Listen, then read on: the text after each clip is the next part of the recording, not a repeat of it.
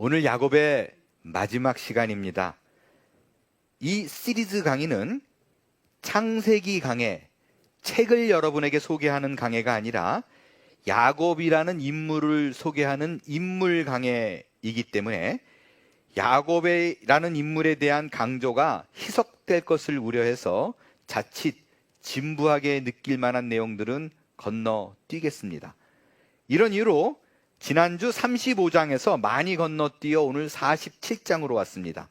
이 47장부터 49장까지의 내용으로 야곱의 말년이 과연 어떠한가를 집중 조명해서 야곱의 이야기를 마무리하려고 합니다. 먼저 지금까지 내용을 정리하는 의미로 야곱의 생애와 경로를 지도를 통해서 간단히 여러분과 살펴보겠습니다. 여기 빨간 줄로 된 게 야곱이 헤브론에서 형 에서와 아버지 이삭을 속이고 하란 땅으로 도망가는 과정을 그린 거고요. 하란에서 20년 동안 식사하게 고생을 하고 라반 삼촌에게 시달림을 받다가 결국에는 라헬, 레아 그리고 두 첩, 종이었던 두 첩과 결혼을 해서 가족들을 이끌고 아버지가 있는 헤브론으로 가나안 땅으로 내려오는 과정입니다. 그 내려오는 과정 속에서 브니엘 야복강에서 하나님과 씨름을 해서 이겨서 너는 이제부터 이스라엘이라고 하라 라는 이름의 변화를 이름을 바꾸는 일을 겪게 되고요. 극적으로 또 형 에서하고 화해를 하죠. 형 에서는 자기의 본래에 있는 세일로 떠나고 야곱은 이제 숫곳으로 갑니다. 거기서 집을 짓고 우릿간을 지어서 7년을 거주를 하죠. 그 다음에 세겜으로 이동을 했는데 이 세겜에 도착해가지고 딸 디나가 강간을 당하는 일이 벌어집니다. 이 일로 야곱의 두 아들이 화가 나가지고 세겜의 아들들을 다 죽이는 바람에 가나안 사람들이 들고 일어나서 야곱의 가족들을 칠까봐 두려워서 더 이상 세겜에 거주하지 못하고 도망 내려옵니다. 베델에 이르러서 야곱이 드디어 하나님과 서원했던 그곳에 도착을 해서 처음으로 제단을 쌓죠. 여기까지 인도하시는 것이 하나님의 힘이었음을 깨닫고 자기가 섬겼던 모든 우상들을 가족들 걸 다 모아서 땅에 상수리 나무 밑에 파묻습니다. 그때 자기의 자아도 파묻는 거예요. 그래서 이제는 변화된 삶을 살기로 결심을 합니다. 그 후에 이제 아버지가 있는 헤브론으로 내려가는 길에 베들레헴에서 라헬이 베냐민을 낳다가 죽죠. 그래서 베들레헴에 라헬, 사랑하는 라헬을 묻습니다. 그리고 내려와서 헤브론에 이르러 아버지와 드디어 상봉을 합니다. 오래간만에 아버지와 만나서 좋은 시간을 갖다가 아버지 이삭이 180세에 사망하더라 라는 게 이제 35장까지였습니다. 35장 이후의 내용, 그 내용이 이제 요셉의 이야기예요. 다음 주부터 요셉의 이야기를 살펴볼 텐데 그 내용을 간략하게 간추려 여러분에게 얘기하면 많이 아니까 제가 그냥 간략하게 얘기를 하면 형에게 미움 산 요셉이 그 형들에게 그 미움 사가지고 결국에는 그 이집트로 애굽으로 팔려가잖아요. 왜 미움을 샀냐면 정확히 말하면 그 비라와 실바 그 야곱의 첩 아들들, 그 두 명의 첩에서 난 아들들이 양을 치고 있는데 요셉을 딸려 보냈더니 요셉이 가가지고 계속해서 형의 잘못을 보고 아빠한테 고자질을 해요. 그러니까 이제 벼르고 있었죠. 내가 이거 어떻게 하리라. 근데 때마침 형들이 몽땅 양떼를 치고 있어요. 그래가지고 야, 너 형 있는 데 가가지고 어떻게 지내는지를 보고 와. 그리고 요셉을 보냅니다. 거기가 위치가 어디냐면 헤브론이잖아요. 헤브론에서 이삭이 머물다가 너희 형들이 있는 곳을 좀 보고 와 라고 말한 장소가 세겜이에요. 근데 그 세겜, 익젝틀리 세겜이 아니라 그 옆에 있는 도단, 12마일 떨어진 도단이라는 지역인데 헤브론에서 도단까지가 80마일 떨어진대요. 120km. 그러니까 소식을 빨리빨리 들을 수 없어요. 그러니까 아버지랑 멀리 떨어졌으니까 때마침 잘 됐다 그러고 구덩이에 던져가지고 나중에 상인에게 팔아서 이집트로 가게 된 겁니다. 그래서 여러분 잘 아는 얘기니까 나중에 이제 요셉이 우여곡절 끝에 총리가 되고 그 전 땅에 기근이 찾아와가지고 흉년이 되니까 야곱의 아들들이 이집트에 가가지고 양식을 구하려다 보니까 아우 동생이 있네. 그래서 극적인 화해를 하고 바로의 허락을 받아서 가나안 땅에서 고생하지 말고 너희 가족들 다 오라 그래. 그래서 아버지가 이제 요셉이 살아있다는 얘기를 듣고 헤브론에서 떠나서 부엘세바 단을 쌓죠. 그래서 가도 좋다는 하나님께 허락을 받고 애굽으로 들어갔더라. 이게 46장까지의 내용입니다. 여러분, 제가 야곱 시리즈를 시작하면서 이런 말씀을 드렸어요. 야곱은 하는 행동을 보면 결코 하나님께 사랑받을 만한 인물이 못 됩니다. 거짓말하는 인생이고 하나님 없이 내가 혼자 살아버리라. 내 인생 내가 개척하리라. 그리고 자기 잘난 줄 알고 뛰어다니고, 그리고 인생의 목표가 딱 정해지면 집요하게 수단과 방법을 가리지 않고 그걸 쟁취해내야만 하는 야심이 많은 인물이었습니다. 그런 인생 속에 하나님이 개입을 합니다. 그리고 이 개입한 걸 통해서 끊임없는 그에게 역경과 고난을 통해서 하나님의 사람으로 빚어가시더라라는 게 야곱의 이야기예요. 결국 그는 하나님 앞에 항복을 하죠. 그래서 상수리 나무 밑에 베델에서 다 우상을 파묻고 이제 자기의 고집과 아집마저도 다 파묻어서 하나님 품으로 돌아와서 베델에서 제단을 쌓더라. 이게 지난주 이야기였어요.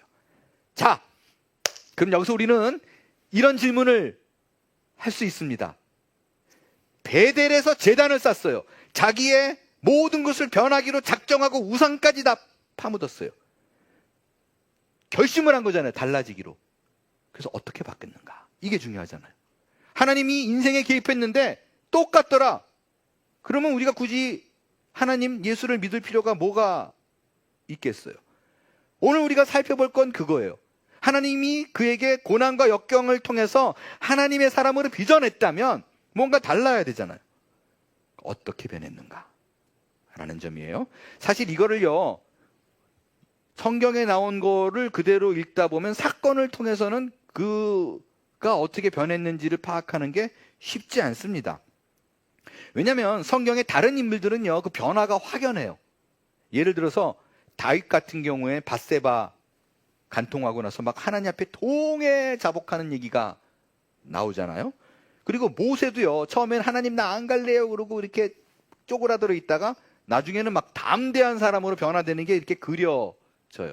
신약에 와서도 베드로도 그러고 바울도 그러고요, 부활한 예수를 만나긴 전과 후가 확실히 다릅니다. 만나고 나서는 굉장히 복음 전파하는데 목숨을 아끼지 않고 다 뛰어다니는 모습으로 그려져 있기 때문에 그가 결심한 후와 결심하기 전, 그러니까 전과 후가 확실히 달라라고 말할 수 있어요. 근데 반면에 야곱은 그 시대의 정황상 그게 애매해요. 발견하기가 쉽지 않아요.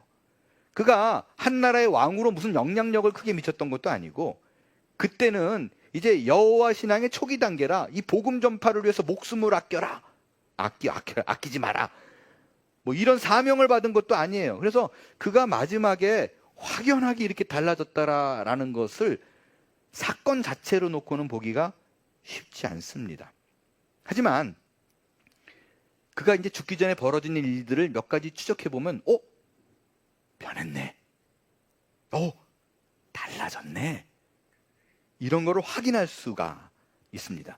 분명히 그는 베델에서 제단을 쌓고 상수리 나무에 우상을 버리고 달라진 모습, 인생의 목표, 방향, 의미가 달라졌음을 확인할 수가 있습니다. 어떤 부분인가? 그 첫 번째로요, 바로 앞에 섰을 때의 야곱의 모습입니다. 바로랑 만났는데 야곱이 어떻게 대처를 했나? 요셉의 배려로 야곱과 그의 형제들이 드디어 이집트 땅에 들어옵니다. 이제 원래 이제 이방인이었으니까 남의 나라 땅에 들어오면 그 황제 앞에 모종의 요식 행위를 하나 합니다. 바로가 황제고 그 밑에 요셉이 총리잖아요. 그러니까 바로가 높은 사람이니까 요셉이 자기 가족들을 데리고 와가지고 바로를 알현합니다. 인사하게 만남을 만들어 준 거죠. 근데 여러분, 이게 그냥 우리가 글로 읽으면 만났구나 이러고 이렇게 보이는데 실제적으로는요, 이게 엄청난 긴장이 있는 자리입니다. 왜냐하면 바로 입장에서는 지금 웬 양식을 얻으러 온 거니까 뭐 떼거지들이 온 속으로 보이잖아요. 근데 이들이 어떠한 정체성을 갖고 있는 사람인지 확인이 안 돼요. 그래서 무리가 들어왔다가 내 나라에 위협이 될 만한 인물인가 아닌가를 확인하는 그런 시간이 필요해요. 그러니까 야곱의 가족들이 바로에게 인사를 드리는 장면인 것과 동시에 바로 입장에서는 면접이에요. 인터뷰하는 거예요.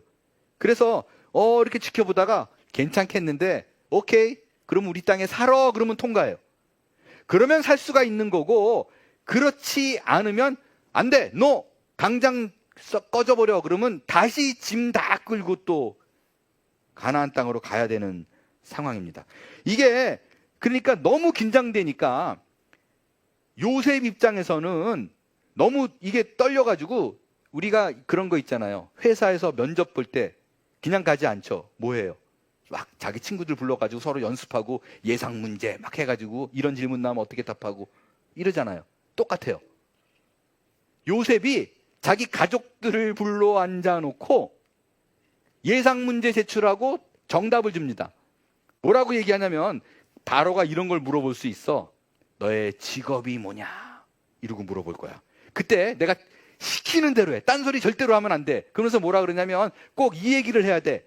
우리는요, 그냥 조상 대대로 목축하던 목자예요. 딴 거 아무것도 안 했어요. 그렇게 얘기해야 돼. 그렇게 얘기해야 될 이유가 있어요. 목자 말고 다른 걸 갖다 끼지 말아라고 얘기하는 이유가, 말씀드렸듯이 위협적이거나 영향력을 끼치겠다 싶으면 잘라버릴 수 있잖아요. 근데 목자들은 당시에 이집트 사람이 가증히 여겼어요. 아주 하찮게 여겼어요. 그 옛날 우리 조선시대의 백정들, 아주 그냥 사람 취급 안 했잖아요. 그러니까 너희들이 가가지고 목자입니다 라고 말하면, 아이고 뭐 천한 민족들이구나, 오케이, 살게 해줄 거야. 그러니까 꼭 내가 정답 주는 그대로 얘기해 라고 훈련을 시켜요. 그리고 바로를 만나게 합니다. 근데 예상 질문과 딱 맞아요. 예? 바로가 예상한 대로 너의 생업이 무엇이냐, 직업을 딱 묻는 거예요. 연습 다 했어요. 그래서 외운 대로 그대로 얘기해요. 우리는요, 조상 대대로요 목축했어요. 그러니까 바로가 흡족하게 여기면서 오케이 그러면서 뭐라 그러냐면, 내 가축들도 그러면 돌봐. 다 들어와서 살아. 패스.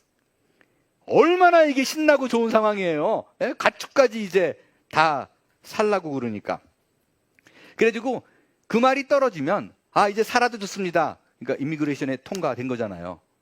그러면 룰루랄라 그러고 나오면 되는데, 가족들이 전혀 예상하지 못했던 황당한 상황이 벌어집니다.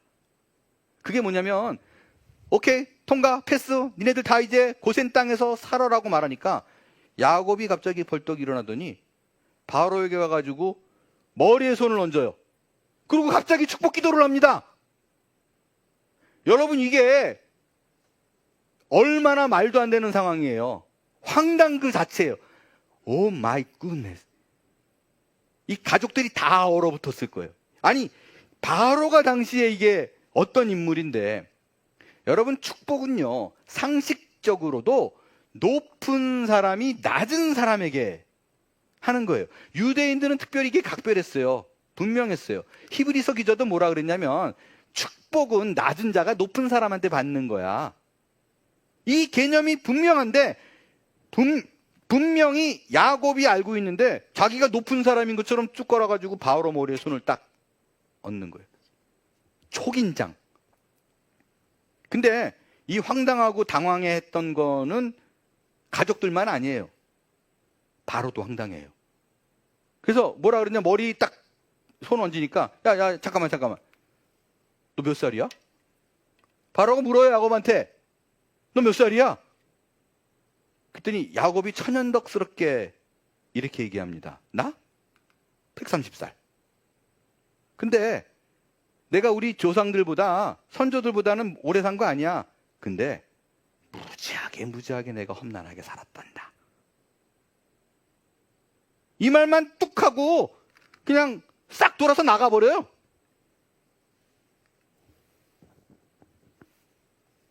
야, 우리 야곱이 달라졌어요. 이게 얼마나 담대해요. 여러분 기억나세요? 야곱은 이런 사람 아니에요. 얍삽한 사람이에요. 기회주의. 어떤 게 복이 있을까? 이런 사람이에요. 지금 내 생사를, 양식을 주고 거주권을 주고 있는 사람 앞에서 그냥 내가 너보다 위야 이러고 있어요. 예전에는 어땠어요? 형 에서를 만났을 때 어땠어요?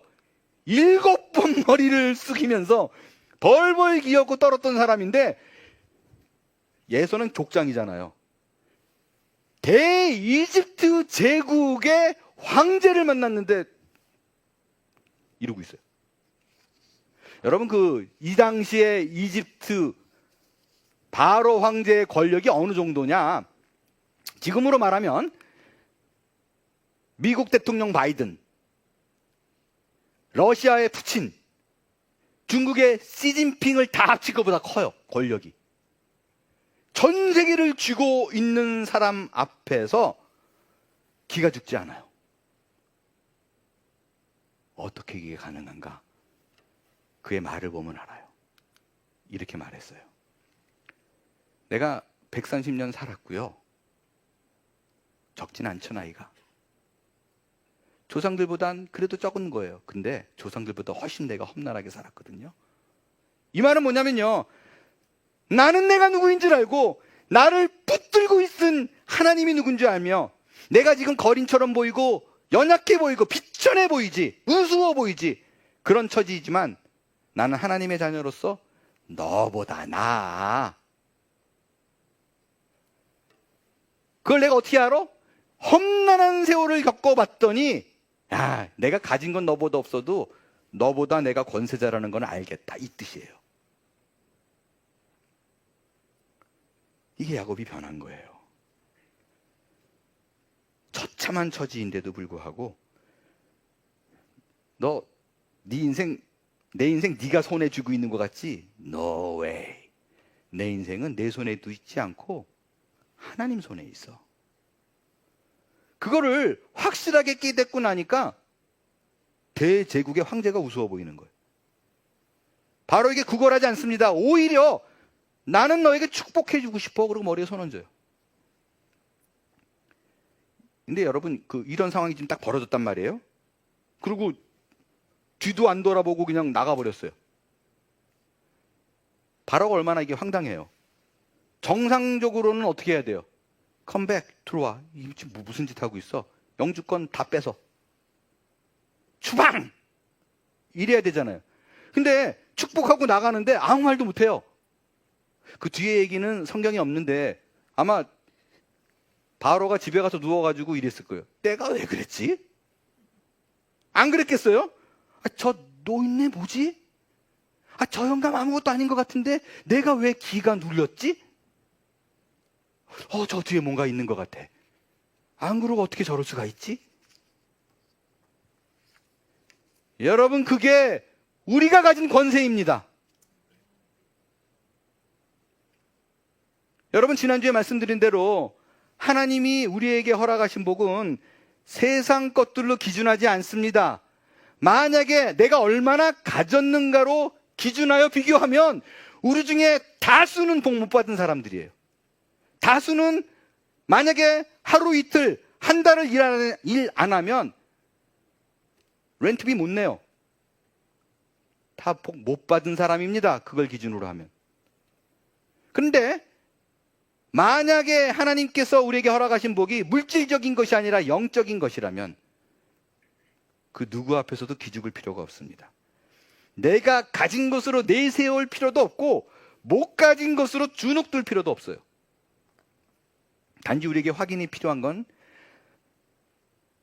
내가 하나님의 자녀이고 선택된 백성이다.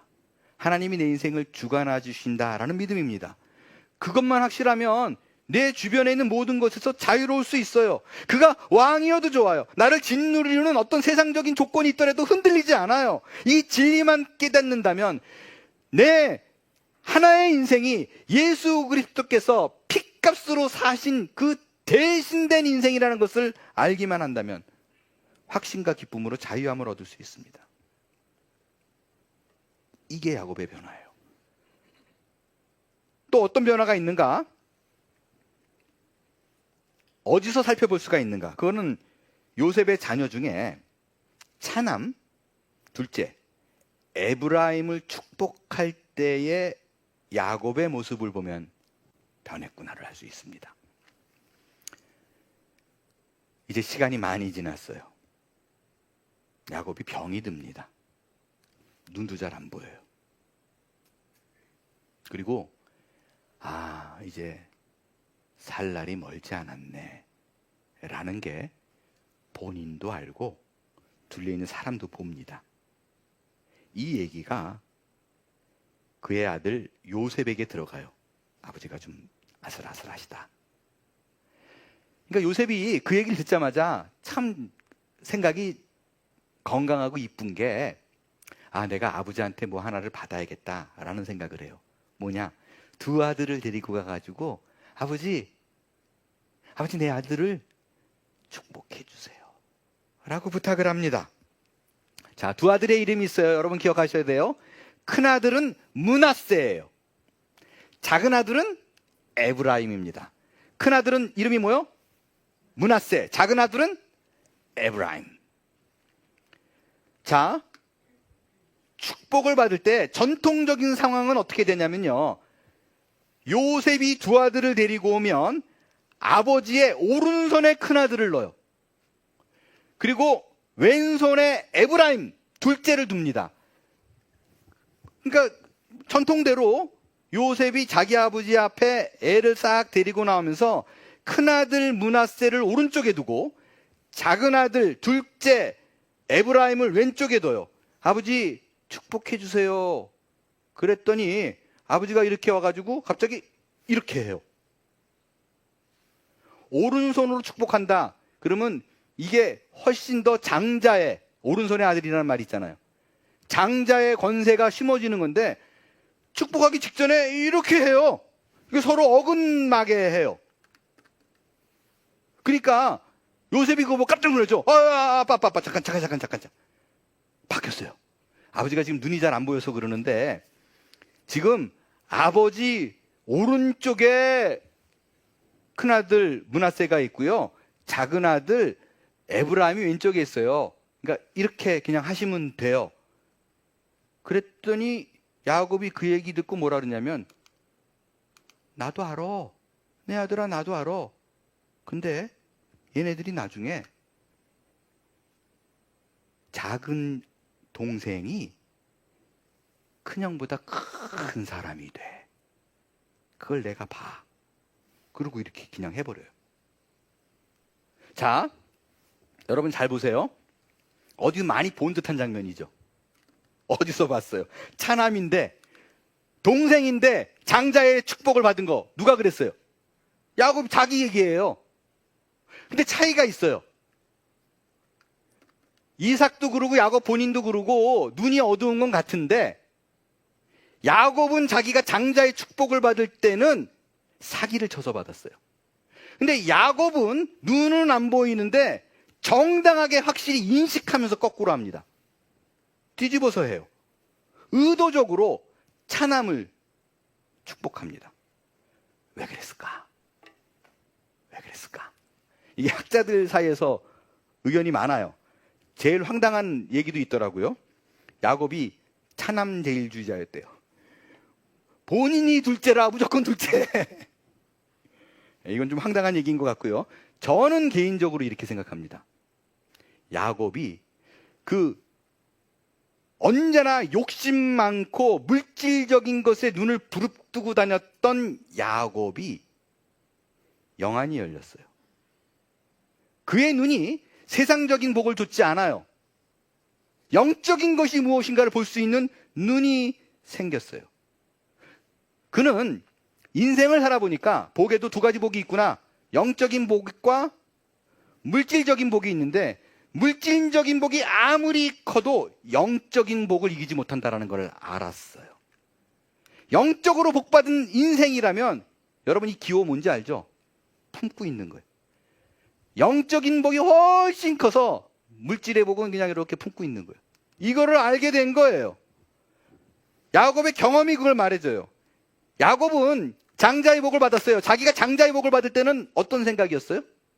물질적인 복을 얻어가지고 내가 행복한 삶을 살리라 그러고 추구했는데, 그래서 내가 장자의 복을 받았는데 결론적으로는 어때요? 에서가, 차남의 복을 받은 에서가 물질적으로는 훨씬 더 부유하게 되는 거를 자기 눈으로 봤어요.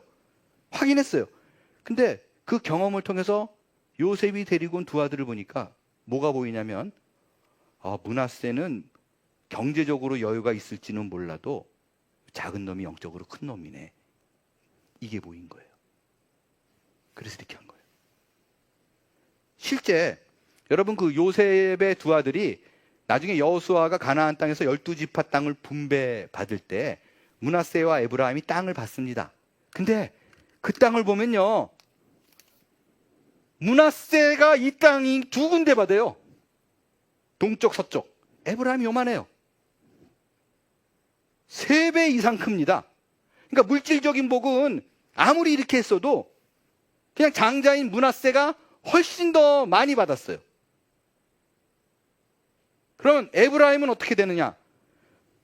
물질적인 복은 므낫세보다 조금 받았지만 영적으로는 굉장히 강력해집니다. 북이스라엘을 대표하는 지파 에브라임이에요. 일단 북이스라엘로 갈라져 나갈 때 초대 왕이 여로보암, 에브라임 지파예요. 사무엘, 에브라임 지파예요. 드보라, 에브라임 지파예요. 여호수아, 에브라임 지파예요. 입다, 에브라임 지파예요. 그래서 에브라임은 북이스라엘의 대표적인 지파로 상징됩니다. 야곱이 두 아들을 딱 데리고 이제 그게 보이는 거예요. 이전에 자기는 물질적인 복이 최고인 줄 알고 그걸 받으려고 이리 뛰고 저리 뛰고 그래서 장자를 받았는데 그게 아니다.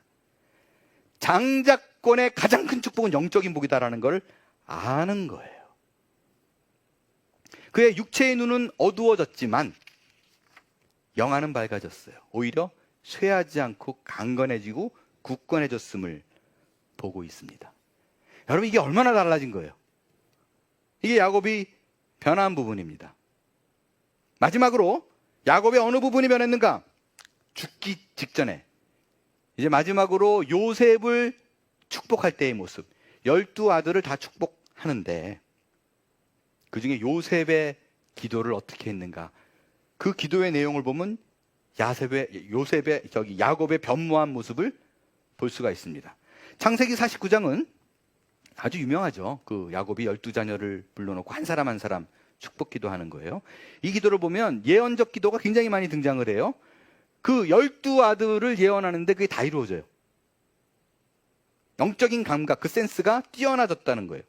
특별히 유다를 축복할 때 그 유다가 자기 그 며느리랑 관계하고 그런 아주 추악한 아들인데도 불구하고 뭘 보냐? 유다를 통해서 예수 그리스도가 태어나는 게 보여요. 그래서 네가 찬송이 되고 원수의 목을 잡고 모든 족속이 네 앞에 절한다라는 게 보여요. 그러니까 영적인 영안이 탁월한 거예요. 저는 오늘 이 12아들의 축복 기도에서 요셉을 축복하는 장면을 좀 주목하고 싶어요. 앞서 말씀드린 대로 그 12아들의 기도, 그 축복, 예언적 기도가 다 이루어졌어요. 요셉도 마찬가지예요. 요셉이 어떤 축복을 받냐면 이렇게 보니까 너는 무성한 가지다. 가지가 담을 넘을 정도로 아주 풍성하다 라는 기도를 받아요. 근데 실제적으로요, 여러분 그 요셉이 이제 두 아들 있고 나중에 가나안 땅에 들어갔을 때 여호수아가 12지파를 분배받을 때 여러분 생각해 보세요. 요셉 지파 있어요, 없어요? 없어요. 요셉 지파 없어요. 12지파 땅을 분배받을 때 요셉 지파가 없어요. 대신 두 아들이 지파를 받습니다. 레위가 땅을 받지 못하죠. 대신 전국에 흩어져 제사장 역할을 그냥 흩어져 살아요. 근데 요셉은 땅을 못 받는 대신 두 아들이 마치 야곱의 아들처럼 들어가 앉아 있습니다. 그래서 다른 지파보다 2배를 받는 거예요. 그것도 가장 정치적으로 요지이고 농사를 짓기에 아주 풍요로운 땅을 분배를 받아요. 그래서 무성한 가지 맞아요. 예언이 이루어졌어요. 근데 저는요, 그 예언이 성취가 됐네 라는 것보다 그가 축복 기도할 때 내용을 보면 더 눈에 띄는 부분이 있어요. 그건 뭐냐면 요셉을 축복할 때 야곱이 사용한 표현들이 독특합니다. 어떤 표현이 독특한가요? 두 부분만 좀 살펴볼 거예요. 먼저 요셉을 축복할 때 뭐라 그러냐면 이 축복이 누구로부터 온다 그래요? 내 아버지 하나님으로부터 온다 그러죠. 말을 왜 이렇게 어렵게 해요? 요셉은 아들이에요. 근데 그 아들한테 네 아버지의 하나님, 여기서 그러니까 the God of your father, 네 아버지가 누구예요? 야곱이잖아요. 자기 아들을 축복하면서. 그러면 일반적으로는, 그리고 야곱을 제외한 다른 사람들은 내 아들아 라고 얘기하면서 내 하나님 여호와께서 뭐 이러고 얘기를 하는데 야곱만 독특하게 내 아버지의 하나님이래요. 여러분, 이게 단순해 보이지만 굉장히 놀라운 변화입니다. 왜냐하면 야곱은 우주의 중심이 나였어요. 언제나 내가 축복을 받아야 되고 내가 노력해서 결과를 자아내야 되고, 심지어 자기의 아들들이 세겜 사람 다 진멸했을 때도 야, 우리 가족이 위험에 처했다 안 그러잖아요. 뭐라 그래요? 내가 죽게 되고 내가 어려워지고 7번, 이거 기억나죠? 이 본문. 언제나 우주의 중심이 나예요. 나로 해석되는 사람이에요. 근데 말년에 죽기 직전에 그 내가 싹 빠져 있습니다. 그냥 내라고 말해도 되는, 나라고 말해도 되는 상황 속에서도 네 아버지예요. 특별히 네 아버지의 하나님, 이 표현은 누가 썼냐면 하나님이 썼었어요. 야곱에게. 네 아버지의 하나님, 이삭의 하나님이라는 거죠, 본인이.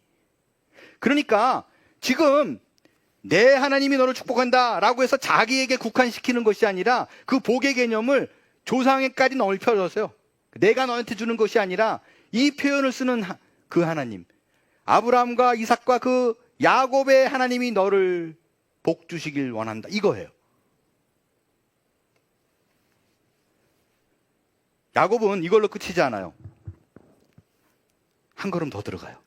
자, 보세요. 요셉에게 뭐라고 말을 하냐면요, 내 아버지 하나님이 너에게 복을 줄 거야. 그 다음에 뭐라 그러냐면 이 내 아버지, 그러니까 본인이 하는 축복이 내 선조의 축복보다 낫대요. 본인이 하는 축복이 네 선조의 축복. 네 선조가 누구예요? 조상들 누구예요? 야곱의 조상, 믿음의 조상 아브라함, 자기 아버지 이삭, 둘 다 물질적으로는 그냥 풍성했어요. 풍성했어요. 지금 야곱은 어때요? 거린이에요, 거린. 지금 그냥 아들 잘 둬서 그 아들 때문에 이집트에 빌부터 살고 있어요. 근데 축복을 하면서 뭐라 그러냐면 너의 할아버지 아브라함, 너의 그 뭐라 그래요? 증조 할아버지예요, 고조 할아버지예요? anyway. 너의 조상 아브라함, 물질적으로 많으니까 거기서 머리 들이대고 싶지? 이삭, 네 할아버지 부자지? 거기 아니야. 그들이 하는 축복보다 내 축복이 훨씬 나아 라고 얘기하고 있어요. 이거는 이 담대함과 뻔뻔함과 이 자신감은 바로를 축복하는 것과 똑같아요. 여러분, 축복은 가진 자가 없는 자에게 하는 것입니다. 눈으로 보기엔 요셉이 훨씬 많이 가졌어요. 이삭이 훨씬 많이 가졌어요. 아브라함이 훨씬 많이 가졌어요. 근데 야곱은 뭐라 그러냐면 내가 더 많이 가졌어라고 얘기하고 있다고요. 그 근거가 어디예요? 네 할아버지 이삭과 조상 아브라함보다 내가 훨씬 더 험악한 세월을 보냈어. 이게 근거예요. 내가 살아보니까 돈, 명예, 권력 다 필요 없더라. 그것이 나를 만족할 수 없다. 나를 유일하게 만족했던 것은 그 험난한 시간 속에서도 한 번도 나를 놓은 적이 없었던 그 전능하신 하나님 때문이었다라고 얘기해요. 인생을 험난하게 겪었는데 원망이 아니라 그걸 통해서 하나님이 He is the Almighty God, 이걸 깨달은 거예요. 나는 이 땅에 그 어느 누구보다도 하나님을 잘 알아. 나 이전에 태어난 그 누구도 나보다 하나님을 잘 아는 사람은 없어. 그래서 내가 하는 축복이 더 값진 거야 라고 말을 합니다. 여러분, 인생은 내가 얼마나 가졌느냐가 아니라 누가 더 하나님을 많이 아는가의 싸움입니다. 그는 그의 인생을 통해서, 그 험난한 과정을 통해서 이거를 너무나 절실하게 경험했고 이걸 통해서 알게 된 것입니다. 여러분, 이것이 야곱의 변화입니다. 여러분, 바로 여기까지예요. 하나님은 우리를 바로 이 자리, 이 말년의 야곱의 모습처럼 그 자리까지 끌고 가실 것입니다. 그 모습으로 우리를 부르고 계십니다. 이 자리는 그가 걸어온 그 험난한 세월 동안에 하나님이 항복시킨 자리예요. 하나님께서는 이 자리까지 여러분들을 이끄실 것이고 여러분들 한 사람 한 사람으로부터 이 항복을 받아내실 것입니다. 그는 그렇게 변화된 자로 죽음을 맞이합니다. 이제 우리의 신앙을 점검해 볼 수 있게 되길 바랍니다. 행여 내가 남들보다 무언가 가진 것이 없다라는 비교의식으로 낮은 자존감으로 힘들고 있다면 야곱의 그 영적인 깨달음, 여러분이 아직 모르고 있는 거예요. 야곱의 인생을 끌고 가신 하나님이 여러분도 만지고 계신다는 사실을 기억하셔서 이제 내가 갖고 있는 그 영적인 부요함이 무언가를 확인하시고 내가 갖고 있는 그 풍요로움과 부요함으로 여러분과 함께하는 모든 사람을 축복하는 변화된 삶을 사는 저와 여러분이 다 될 수 있게 되기를 바랍니다. 일어나 찬양하겠어요.